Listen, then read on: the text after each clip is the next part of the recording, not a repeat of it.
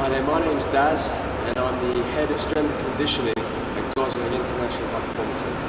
And we're going to today talk about footwork. Now, this topic is very divisive, and in some people's opinion, you don't teach footwork. Okay? I've heard it several times before from tennis coaches that they will say, "Hey, you know what, Daz? Footwork happens naturally, and if I teach someone how to move in the court, it's going to paralyze them in the court." And often they will support this with the statement that, hey, none of the top pros were ever taught how to move in the tennis court. So I guess what we need to discuss is what situations you would coach footwork. And so to start this conversation off, we need to understand that not everyone will move naturally in the correct way. Yes, footwork happens naturally, but what is natural for someone isn't necessarily going to be correct. So, what you have to look at is, well, what is correct? Correct basically means it's effective and it's efficient. So effective means that you get the contact point in the right place. It's not too far in front, it's not too close, it's not too far to the side, it's not too close, it's not too high, it's not too low. Okay, so that's going to be your start point, and the tennis coach is absolutely right. If all you need to do is raise their awareness to the fact that the contact point is a little too far in front, and say, hey, come on, get the contact point in the right place, then that is the only thing you may need to say, and just make that small refinement. You don't need to raise their awareness to what they're doing in the field. And in a lot of situations, that's all you're going to do. But then there will be a number of tennis players who, for whatever reason, are just not able to get the contact point consistently in the right place. And that's when you have to start to ask the question. It may be they're not moving efficiently to the ball. Now, just a quick word of caution here. The thing that I find most frustrating is when a tennis coach recognises that the contact point's not in the right place.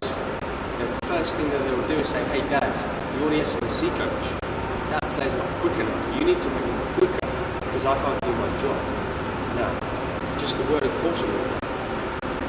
There's a number of reasons why someone's contact point is not in the right place. Okay?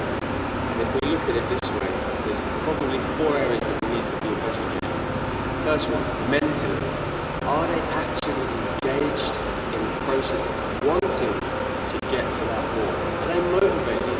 Or are you making an evaluation of their footwork during a session where they're mentally and or physically tired? Okay, so first things first, have you established that they're really focused and engaged in the task and want to get this ball? Physically, yes, we can look at the physical. Are they moving in an athletic way? Are they split stepping? Are they giving a good body position to get to the ball, their chest over their foot? Is their first step explosive? Now, interestingly, also we can look tactically. Tactically, do they know where to go? Sometimes the quickest way is in a straight line, but in tennis, the best way is sometimes to move away from the ball to create space. And lastly, technically, do they know how to move? It is an assumption that we all make. What is natural for someone, okay, is the best way. And actually, you have to remember that the way we all move naturally is not always the most efficient. And this video series is going to give you a number of progressions that's going to show you how to move efficiently depending on how far you have to move in the tennis court. And one thing that I would say, the final thing is this: even those people, those tennis players who move effectively and efficiently, would still benefit from practicing footwork in the way that I'm going to teach you today. Simply because everyone, no matter what level you get to, will say, Daz, I want to be quicker. Even the quick players will want to be quicker.